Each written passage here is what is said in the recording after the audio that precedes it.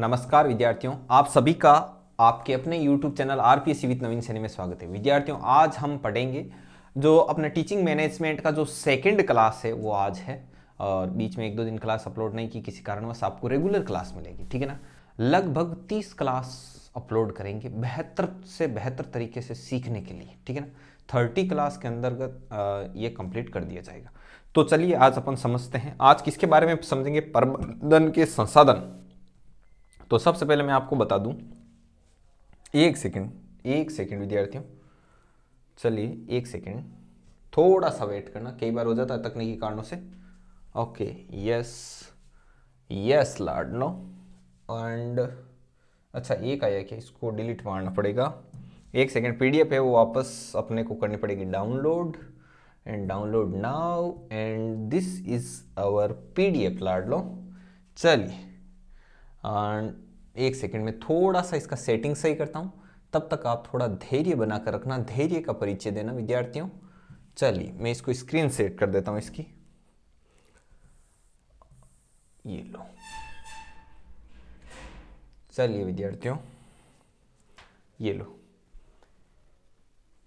देखिए विद्यार्थियों, अपने आज अपन पढ़ेंगे जो संसाधन है उनके बारे में पढ़ेंगे। आज का अपना हेडिंग क्या है, जो संसाधन, प्रबंधन के संसाधन, प्रबंधन का संसाधन कौन कौन से होते हैं उसके बारे में अपन पढ़ेंगे। तो सबसे पहले एक पेन लेते हैं बढ़िया तरीके से और फिर इसको समझना शुरू करते हैं। प्रबंधन के संसाधन, फिट टू स्क्रीन। ओके, देखिए प्रबंधन के संसाधन कौन कौन से होते हैं, कैसे कैसे होते हैं उनके बारे में बता दूं। प्रबंधन के संसाधन अर्थात अपन किन किन संसाधनों के बलबूते मैनेजमेंट करते हैं, अपना मैनेजमेंट कैसे होता है उसके बारे में आज अपन पढ़ेंगे, ठीक है ना विद्यार्थियों। तो प्रबंधन के संसाधन कौन कौन से हैं इनके बारे में देखते हैं। इनको दो कैटेगरी में बांटा गया है, एक तो भौतिक संसाधन और एक मानवीय संसाधन। एक तो है आपका भौतिक संसाधन और एक है मानवीय संसाधन। आपको बढ़िया तरीके से समझना है विद्यार्थियों, ठीक है। लोड बिल्कुल भी आपको लेना नहीं है, एकदम पीडीएफ मिलेगी आपको बढ़िया तरीके से नोट्स बनाने के लिए, ठीक है। सब कुछ बढ़िया तरीके से, जितना पसीना बहाना है वो मैंने बहा लिया, आपको बस याद करना है, ठीक है ना। और इधर आएंगे आपके मानवीय संसाधन। तो आपके भौतिक संसाधन क्या होते हैं, मानवीय संसाधन क्या होते हैं, इन लोगों के बारे में जो इन संसाधनों के बारे में अपन सीखेंगे। आप सभी लोग सीखोगे इनके बारे में। तो प्रबंधन कैसे, जैसे मैनेजमेंट करना है, मानवीय संसाधन क्या होते हैं और भौतिक संसाधन क्या होते हैं, इनके बारे में मैं थोड़ा सा एक्सप्लेन करता हूँ। वैसे आप फर्स्ट ग्रेड लेवल के विद्यार्थी हैं तो आप अच्छी तरीके से इस चीज को जानते हैं, ठीक है। थोड़ा सा मैं साइड में हो जाता हूँ। देखिए अपन प्रबंधन से शैक्षिक प्रबंधन, तो शैक्षिक प्रबंधन में अपन मेनली स्कूल को मिड में रख के सीखेंगे। तो स्कूल जैसे विद्यालय है, विद्यालय में भौतिक संसाधन भी होते हैं, मानवीय संसाधन भी होते हैं, जिनके बदौलत हम स्कूल में मैनेजमेंट करते हैं, बढ़िया तरीके से प्रबंधन करते हैं। नंबर एक चीज भौतिक संसाधन, विद्यालय में जितने भी कमरे बने हुए हैं, पुस्तकालय है, लैब है, खेल का मैदान है, मध्यांतर में जो आपके मध्यांतर भोजन होता है ना, पोषाहार, उसके लिए बनाया गया किचन है, सारा कुछ जितना भी सामग्री है, अन्य गतिविधियों के लिए जितने भी संसाधन हैं वो सभी आपके भौतिक संसाधन।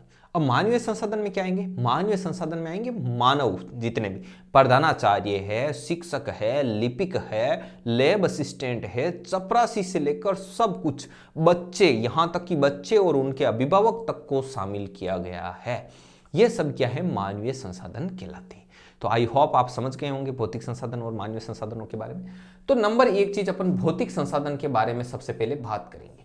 तो भौतिक संसाधन में जैसे नंबर एक पर आता है आपका खेल मैदान, ठीक है, खेल मैदान। तो खेल मैदान है, तो अब इन सब की आवश्यकता के बारे में भी पढ़ेंगे, मैंने डाटा लिख रखा है, आप तसल्ली से सुनिए।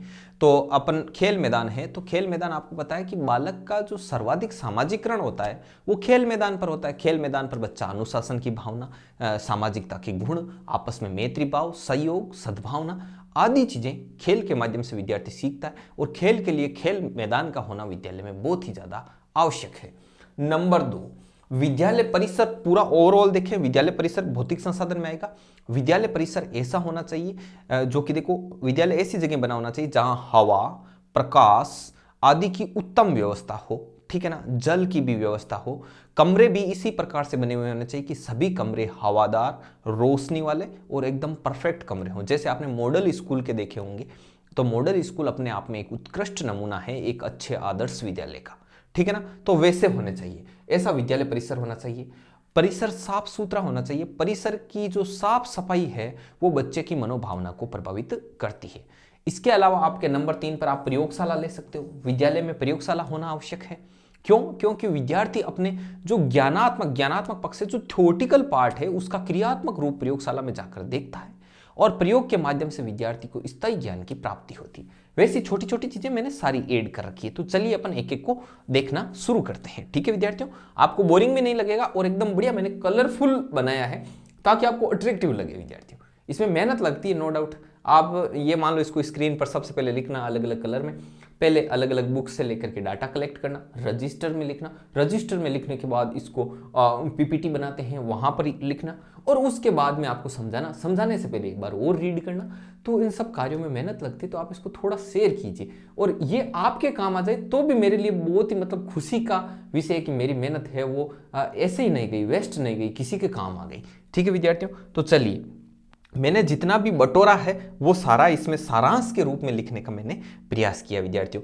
तो मेरा प्रयास आपको कैसा लगे इसके बारे में आप कमेंट करके एक बार हमको जरूर से जरूर अवगत करवा दीजिएगा। ठीक है विद्यार्थियों, तो चलिए देखिए, प्रबंधन के संसाधन, किसी भी प्रबंधन के संसाधन दो प्रकार के होते हैं। नंबर 1 भौतिक संसाधन और नंबर 2 मानवीय संसाधन। भौतिक संसाधन है वो अधिक महत्वपूर्ण माने जाते हैं, ये चीज इंपोर्टेंट है। बुक्स में जगह जगह ऑथेंटिक बुक में ये लाइन लिखी हुई है, भौतिक संसाधन अधिक महत्वपूर्ण है।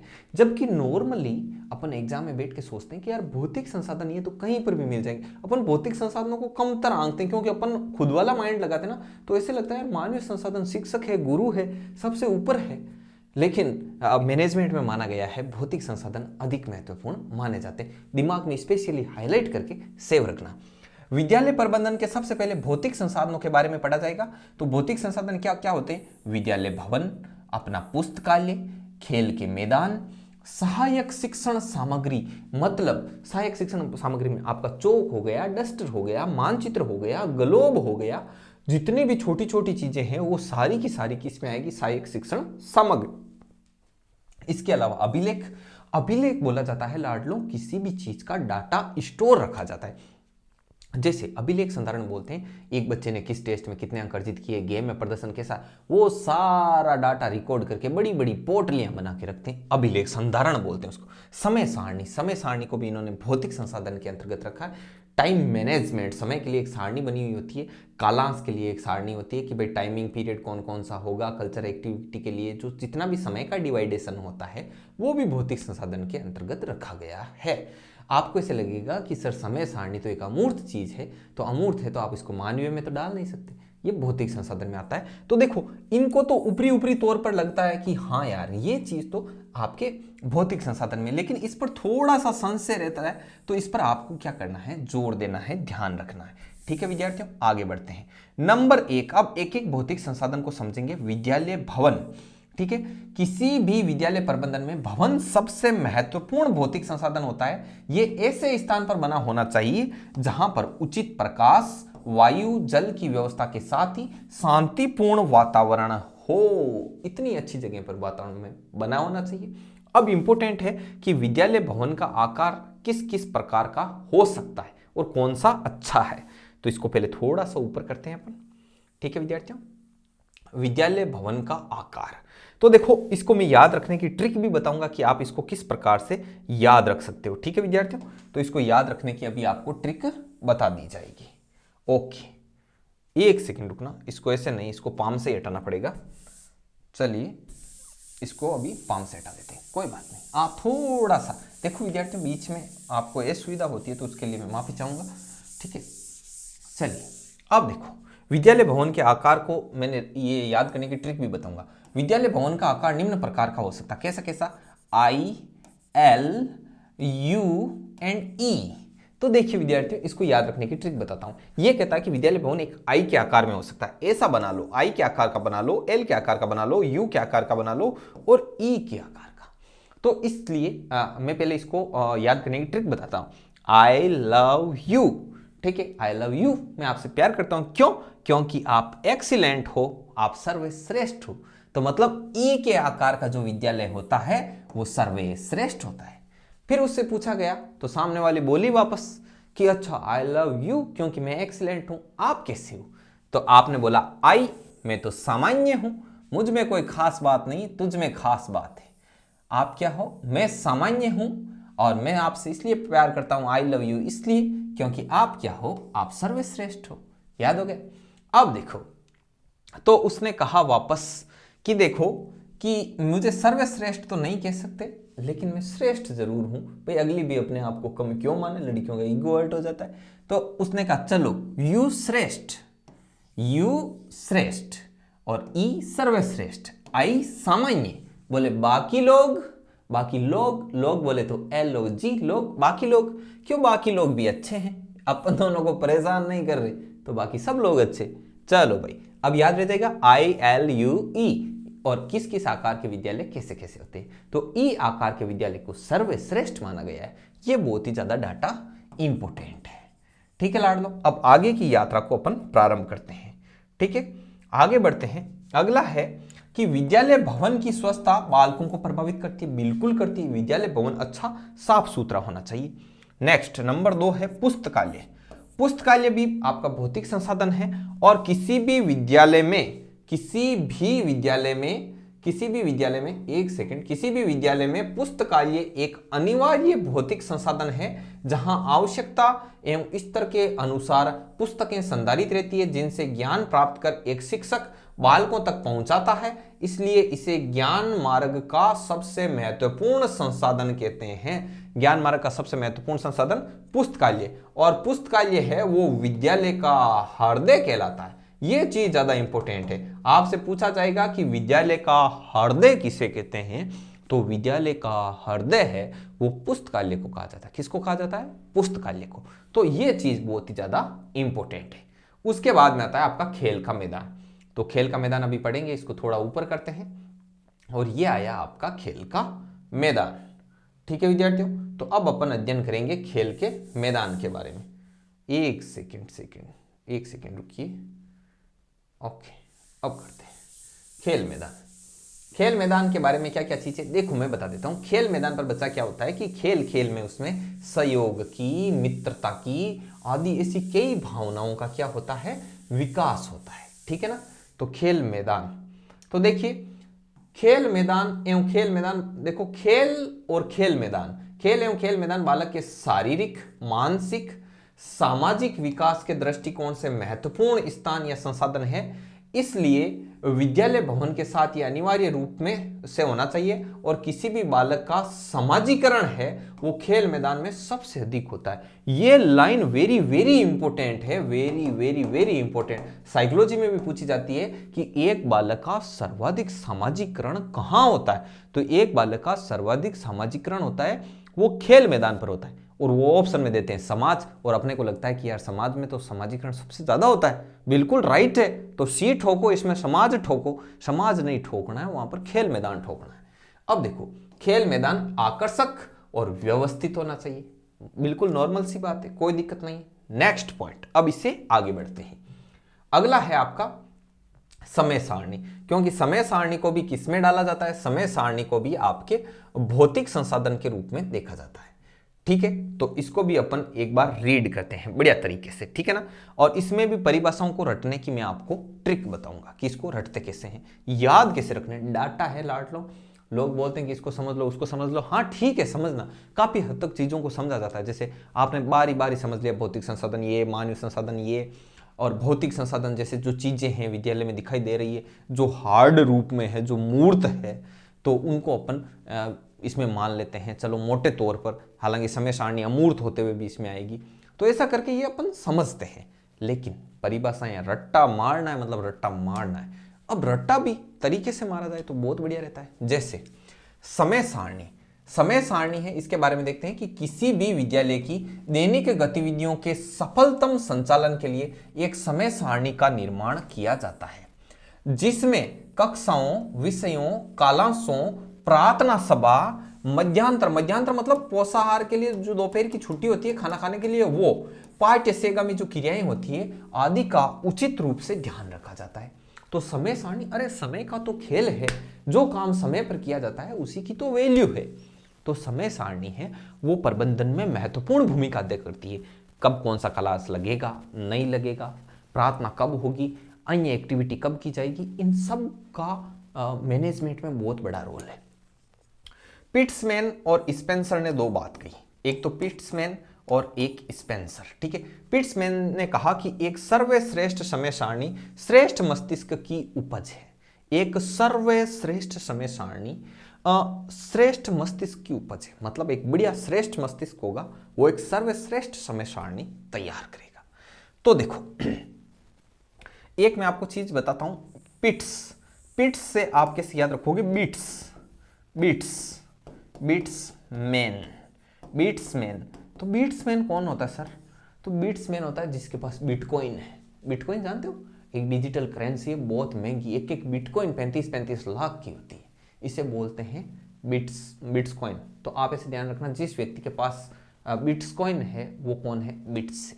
ठीक है, अब ऐसे याद नहीं रहे तो ऐसे ध्यान रखना, बिट्स पिलानी एक नहीं है, तो उसका भी ये क्या था, मालिक था। तो ठीक है, वो बिट्समैन उसका मालिक, बिट्स पिलानी का। ठीक है, बिट्स पिलानी बहुत ही फेमस इंस्टीट्यूट है, वो तो जानते होंगे। तो वो बिट्स कैसे बना कि वो बिट्स ऐसे बिट्स बना कि उसने सर्वश्रेष्ठ समय सारणी बनाई, क्योंकि उसके पास क्या था, श्रेष्ठ मस्तिष्क था, उसकी उपज है श्रेष्ठ समय सारणी। तो याद रह जाएगा। नेक्स्ट है स्पेंसर। स्पेंसर ने क्या कहा, स्पेंसर ने कहा बालक की जो अतिरिक्त ऊर्जा के उपयोग हेतु पाठ्य से गामी क्रियाएं आवश्यक है। तो कैसे, स्पेंसर से याद रखो सस्पेंसर। ठीक है, सस्पेंसर मतलब शंका करने वाला, पंचायती पूरे दिन ध्यान उसको डाउट ही रहता है कि ये साला ये सबसे पहले काम बिगाड़ेगा, सस्पेंसर है, सस्पेंस करता है। अब सस्पेंस कौन करेगा, सस्पेंस वो करेगा जिसके पास अतिरिक्त ऊर्जा है। ठीक है, टाइम ही टाइम पढ़ियो, पूरा टाइम है, फुल ऊर्जा है, अतिरिक्त ऊर्जा है, और इसके अलावा वो क्या करता है, पाठ्य से गामी क्रियाएं ज्यादा करता है, पढ़ता कम है और पढ़ाई के साथ साथ अन्य एक्टिविटी में वो ज्यादा रहता है। ठीक है, और तो वो क्या है, ऐसा सस्पेंसर कह रहते हैं ना, पढ़ाई में तो कम रुचि लेते हैं, दूसरी आलतू फालतू की चीजों में ज्यादा रुचि लेते हैं। ठीक है, अतिरिक्त ऊर्जा रहती है, तो फिर ऊर्जा को कहाँ लगाएं, सस्पेंस करने में, पंचायती करने में, सस्पेंस से सस्पेंसर। ठीक है ना, ये लो। चलिए अब अपन आगे बढ़ते हैं। अब आएगा अभिलेख, ये आ गया अभिलेख। अब अभिलेख में क्या क्या है, अभिलेख में होता है डाटा को रखा जाता है, व्यवस्थाओं को लिखित रूप से लिखा जाता है। तो चलिए अब इसको पाम से हटा देते हैं और फिर उसके बाद में अपन आगे बढ़ते हैं। एक सेकेंड, चलिए विद्यार्थियों कैसा समझ में आ रहा है एक बार बता देना। देखो हर चीज की ट्रिक बनाई हुई है, और भी आप इसको जितना बेहतर तरीके से प्रस्तुत कर सकते हैं उतना बेहतर तरीके से प्रस्तुत आप तक करने का प्रयास किया जा रहा है हमारे द्वारा, और आई होप आपको ये पसंद आ रहा होगा। ठीक है विद्यार्थियों, तो ये बात है। अब देखिए, अब इसमें क्या होता है, अभिलेख में क्या होता है कि डाटा को लिखित रूप में रिकॉर्ड रखा जाता है। तो स्कूल में ऐसा ऐसा क्या क्या चीज होती है भाई, एक होता है आपका स्कॉलर रजिस्टर। स्कॉलर रजिस्टर में बच्चे ने जब से एडमिशन लिया है तब से लेकर अभी तक का सारा रिकॉर्ड रहता है एसआर रजिस्टर। जब टीसी वगैरह देते हैं ना तो बोलते हैं एसआर रजिस्टर लेके आओ। ठीक है, इसके अलावा और रिकॉर्ड रखने के लिए क्या होता है, एक पोषाहार रजिस्टर होता है, उसमें मध्यांतर में जो भोजन वगैरह दिया जाता है, पोषाहार रजिस्टर की पूरी एंट्री रहती है उसमें। दो उपस्थिति रजिस्टर होते हैं, एक बच्चों के लिए होता है, एक टीचर्स के लिए होता है। बच्चों के लिए जो रजिस्टर होता है उसमें 2 बार उपस्थिति दर्ज की जाती है एक दिन में। कहेंगे सर कैसे, आपने देखा होगा अपने तो क्या है एक बार ही हाजिरी लेते हैं, उसमें भी पी ए पी ऐसे करते रहते हैं। ठीक है ना, वो पी का मतलब होता है पहले पीरियड में, 5वें पीरियड में वही था वो, दोपहर छुट्टी पहले से और दोपहर छुट्टी की बाद की, ऐसे होता है। और भी है इसमें खूब, मैं बताऊंगा आपको साथ साथ। देखो वे संसाधन जिनके माध्यम से विद्यालय की संपूर्ण व्यवस्थाओं को लिखित रूप में व्यवस्थित रखा जाता है वो क्या होते हैं, आपके अभिलेख। अभिलेख में नंबर 1 आता है स्कॉलर रजिस्टर को, जिसको अपन आम बोलचाल की भाषा में एसआर रजिस्टर कहते हैं। उसको क्या कहते हैं, एसआर रजिस्टर। देखना, एक विद्यालय में जो बालक प्रवेश लेता है उसकी संपूर्ण जानकारी यानी बायोडाटा, इतना सिंपल लिखा मैंने, सिंपल से सिंपल लैंग्वेज चूज की, इसी रजिस्टर में अंकित रहता है। प्रचलन में इसे एसआर रजिस्टर कहते हैं तथा इस पर अंकित किए जाने वाले क्रमांक सदैव बढ़ते क्रम में होते हैं। सदैव कौन से क्रम में होते हैं, बढ़ते क्रम में होते हैं। यह भी बहुत अच्छी चीज है कि ऐसा रजिस्टर में अंकित किए जाने वाले जो सारे के सारे अंक होते हैं, जो नंबर होते हैं वो बढ़ते क्रम में होते हैं। ठीक है, इसके अलावा देखिए, बालक को अन्य विद्यालय में प्रवेश के लिए इसी के आधार पर क्या उपलब्ध करवाते हैं, टीसी देते हैं। तो बच्चे को टीसी भी एसआर रजिस्टर के माध्यम से उपलब्ध करवाई जाती है। ठीक है, चलिए इसके बाद में आता है संस्थापन रजिस्टर। तो संस्थापन रजिस्टर कैसे होता है इसके बारे में अभी आपको बताएंगे। ठीक है, ओके, आगे बढ़ते हैं। संस्थापन रजिस्टर, इसमें क्या होता है, उसमें जितने भी कर्मचारी है ना स्कूल में उनका डाटा रहता है। ठीक है, तो ये आ गया संस्थापन रजिस्टर। देखो मैंने अलग अलग कलर में लिया है ताकि आपको भी अट्रैक्टिव लगे। जैसे छोटे बच्चों की बुक्स वगैरह लिखी जाती है ना, तो आपको पता है अलग अलग कलर में लिखी जाती है ताकि उनको पढ़ने में आनंद आए। तो मेरा भी प्रयास यही है कि आप लोगों को भी पढ़ने में आनंद आए। तो भर्ती आई हुई रहे चाहे ना रहे, तब तक मेरा आपसे ये रिक्वेस्ट है कि आप इन 15 जो क्वेश्चन है इनको मुट्ठी में कर लो पूरा, ताकि वैकेंसी आए तब अपन सिलेबस की जो पीडीएफ निकलवा के लाएं उसमें एक टिक लगा दें कि अपना स्कूल मैनेजमेंट तैयार है। देखिए इसी सकारात्मकता के साथ आगे बढ़ते हैं। कि संस्थापन रजिस्टर ये क्या होता है कि किसी भी विद्यालय में कार्यरत सभी कर्मचारियों की जो संपूर्ण जानकारी से संबंधित जो रजिस्टर होता है उसे बोलते हैं संस्थापन रजिस्टर। ठीक है, अगला ऐसे याद रखना, संस्था संपन्न किनके माध्यम से है, टीचर्स के माध्यम से, उसमें जितने कर्मचारी हैं उनके माध्यम से। तो संस्थापन रजिस्टर में सभी कर्मचारियों का संपूर्ण जानकारी इसमें रहेगी। ठीक है, अगला है उपस्थिति रजिस्टर। तो दो तरह के उपस्थिति रजिस्टर होते हैं विद्यालय में। दो प्रकार के इंपॉर्टेंट चीज, दो प्रकार के रजिस्टर होते हैं, जिनमें से एक रजिस्टर में सभी कर्मचारी तथा दूसरे में विद्यार्थियों की उपस्थिति दर्ज की जाती है। और विद्यार्थियों के लिए कक्षावार रजिस्टर होता है, विद्यार्थियों के लिए कक्षावार रजिस्टर होता है, और जिसमें प्रतिदिन दो बार उपस्थिति दर्ज की जाती है। ठीक है, तो यह होता है उपस्थिति रजिस्टर। नेक्स्ट, उपस्थिति रजिस्टर हो गया। चलिए आगे बढ़ते हैं। अगला आता है पोषाहार रजिस्टर, स्टॉक रजिस्टर। ये सब बहुत इजी है। पोषाहार रजिस्टर तो नाम से पता चल रहा है कि खाने पीने का सामान है, इसमें मेन्यू है ये बच्चों का। ठीक है, तो ये देखिए पोषाहार रजिस्टर पर आते हैं। पोषाहार रजिस्टर को पढ़ते हैं। पोषाहार रजिस्टर क्या है, एक सेकंड इसको थोड़ा सा नॉर्मल होने दिया जाए। ओके, पोषाहार रजिस्टर में क्या होता है, वर्तमान समय में प्रारंभिक शिक्षा से संबंधित जो विद्यालयों में प्रारंभिक शिक्षा कक्षा 1 से 8, 9th वाले को नहीं भाई, 9th वाले को नहीं, कक्षा 1 से 8 वाले जो स्कूल है उनमें बालकों के लिए मध्यांतर मतलब दोपहर की छुट्टी में भोजन की व्यवस्था की जाती है, जिसका संचालन, अब ये इंपॉर्टेंट है, पंचायती राज संस्थान और प्रारंभिक शिक्षा निदेशालय के संयुक्त मतलब इन दोनों को मिला करके संयुक्त तत्वावधान में किया जाता है। खाना कौन खिलाते हैं, अब देखो जो पंचायती करते हैं उनको खाना खिलाना पड़ता है, और वही लोग फिर गांव में सरपंच बन के राज करते हैं। और वो किनको खाना खिलाते हैं, प्रारंभिक शिक्षा वाले कक्षा 1 से 8 के बच्चों को, बस याद। आगे, और इसके लिए विद्यालय स्तर पर एक अध्यापक को प्रभारी नियुक्त किया जाता है, मतलब एक आदमी को काम आटा टुकड़ को ध्यान रखना को। ठीक है ना, समझ आई बात। मतलब पोषाहार रजिस्टर एक मास्टर जी ने बोलाड़ो है पूरो कि मास्टर जी रोटी बाटी को सगड़ो ध्यान था नहीं रखना, तो एक आदमी ने पोषाहार वास्ते नियुक्त करेड़ो है एक टीचर ने। ठीक है, आगे, जो इसका संपूर्ण लेखा जोखा पोषाहार रजिस्टर के माध्यम से रखता है। अब वो भी बेचारे क्या करें, रोज रोज बताएं क्या, ये लाया मैं वो लाया, ये दाल लाया वो लाया, एक रजिस्टर डाला, कोई आया ये ले भाई, ये तू देख क्या लाया क्या नहीं लाया। ठीक है, अगला है स्टॉक रजिस्टर। स्टॉक रजिस्टर में क्या होता है, जितने भी सामान है ना, जो भौतिक वस्तुएं जो स्थायी या अस्थायी रूप से विद्यालय में, उन सब के बारे में इसमें लिखा हुआ होता है स्टॉक रजिस्टर में कि स्कूल में कौन कौन सा सामान है। तो विद्यालय में जो कुछ भी भौतिक वस्तुएं होती है उनका संधारण इसमें किया जाता है, तथा यह एक प्रकार का वह जरूरी अभिलेख है जिसमें स्थायी और अस्थायी सामग्री का उल्लेख होता है। इसमें स्थायी और अस्थायी सारी सामग्रियों का इसमें उल्लेख होता है। ठीक है, तो अब अपन आगे बढ़ते हैं। ठीक है विद्यार्थियों, यहां तक हो गया अपना, अब अपन आगे चलते हैं। अगला, ओके चलिए आगे बढ़ते हैं विद्यार्थियों, एक सेकेंड। ठीक है, आगे बढ़ो। स्टॉक रजिस्टर हो गया अपना। अब है सेवा पुस्तिका और लॉग बुक। सेवा पुस्तिका में क्या होता है, कर्मचारी ने जब से ज्वाइन किया है, मतलब एक कोई कर्मचारी होता है ना, उसकी जब से जॉब लगी तब से लेकर अब तक का वर्तमान तक का सारा लेखा जोखा सेवा पुस्तिका में होता है, ठीक है ना।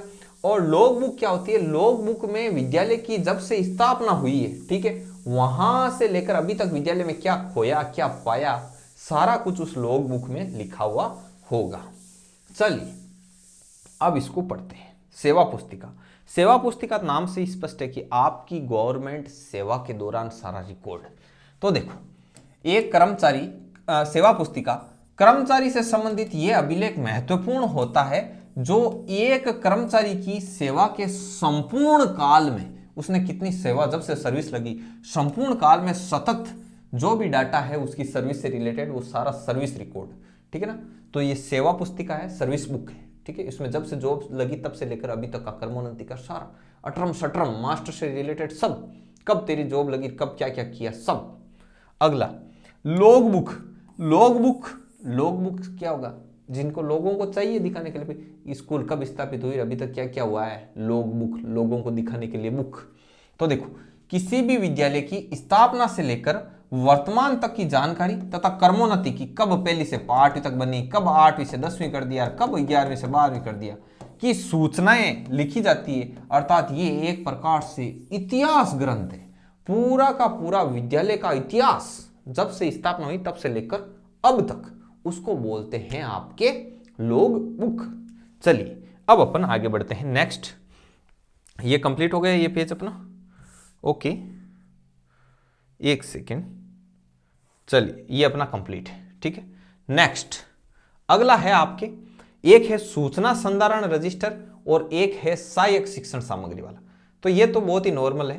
देखो, पहला है सूचना संधारण रजिस्टर, नाम से स्पष्ट है, सूचना, विद्यालय में क्या क्या सूचना आई, क्या क्या लेटर आया और विद्यालय से वापस क्या क्या सूचनाएं गई।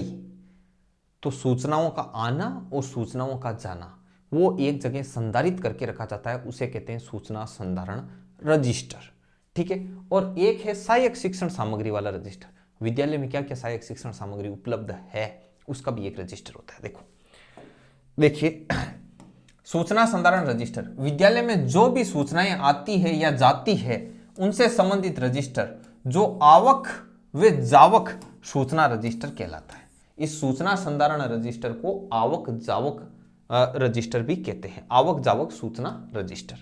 अगला है सहायक शिक्षण सामग्री, शिक्षण कार्य को प्रभावशाली एवं बोधगम्य, बोधगम्य मतलब जो आसानी से बढ़िया तरीके से समझ आए, समझने योग्य बनाने के लिए श्यामपट्ट, चौक, डस्टर, पुस्तक, चार्ट, चित्र, मानचित्र, ग्राफ, रेडियो, टीवी जैसे कई संसाधन विद्यालय में आवश्यक होते हैं, जो भौतिक श्रेणी में आने वाले संसाधन होते हैं। और इन सभी सहायक शिक्षण सामग्री, सॉरी ये आपके इसमें आएगा सहायक शिक्षण सामग्री, तो ये सहायक शिक्षण सामग्री है, ये एक प्रकार का भौतिक संसाधन है, तो इनसे रिलेटेड ये डाटा है वो सहायक शिक्षण सामग्री के अंतर्गत आपके आएगा और इसका भी रिकॉर्ड रखा जाता है, ये ध्यान रखना, ठीक है। तो ये अभिलेख में आएगा, मतलब सहायक शिक्षण सामग्री का भी एक अलग से रजिस्टर, ठीक है ना, समझ के। तो ये चीज है, ये हो गया आपका कंप्लीट, सहायक शिक्षण सामग्री भी आपकी हो जाती है यहाँ पर कंप्लीट। ये भौतिक संसाधन में आते हैं। इसको देखो आप ऐसे अलग कर लेना, एक मिनट, एक सेकेंड रुको। देखो यहां तक तो आप ओके, इसके ऐसे लगा देना, देखो ऐसे नहीं बैठ रहा है, एक सेकेंड, देखो इसको आप स्टार लगा लेना ऐसे, ठीक है ना। ये 8 रख लेना संधारण रजिस्टर तक और इसको डबल स्टार लगा के लिख देना सहायक शिक्षण सामग्री। तो शिक्षण कार्य को प्रभावशाली बनाने के लिए चौक, डस्टर जो सब है ना, ये सारे किसमें आ गए, भौतिक संसाधन के अंतर्गत आ गए, ठीक है विद्यार्थियों। तो ये अपने जो ये पीडीएफ है वो कंप्लीट होती है और ये अपन ने यहाँ तक सारा का सारा आज ज्ञान अर्जित है वो इस क्लास में किया है भौतिक संसाधनों से रिलेटेड। अगले वीडियो में अपन मानवीय संसाधन को लेकर के चर्चा करेंगे। वो लास्ट वाला सहायक शिक्षण सामग्री है उसको नीचे स्टार लगाकर अलग कर देना, वो अभिलेख का ऊपर तक रखना, ठीक है। तो ये बात है विद्यार्थियों। तो आई होप आप समझ गए होंगे। किसी प्रकार की कोई प्रॉब्लम हो तो आप अवश्य दिल खोल के पूछ सकते हैं। डिस्क्रिप्शन में आपको व्हाट्सअप नंबर दिए गए हैं, उन पर आपको याद रखना, अपना नाम और डिस्ट्रिक्ट लिख के सेंड करना, वरना आपको रिप्लाई नहीं मिलेगा वापस, ठीक है ना। नाम और डिस्ट्रिक्ट लिख के सेंड करना और उसके बाद आपको जो भी चीज़ पूछनी है आप पूछ सकते हो। पीडीएफ प्राप्त करने के लिए भी आप वहाँ पर बोल सकते हो कि हमें पीडीएफ चाहिए, ठीक है विद्यार्थियों। तो पीडीएफ इस फॉर्मेट में चाहिए तो भी मांग सकते हो, और यदि पीडीएफ वैसे चाहिए कि सर हम तो सीधा फोटो कॉपी निकलवाएंगे, आप रजिस्टर स्कैन किया हुआ भेजो, वो भी भेज देंगे, कोई दिक्कत नहीं।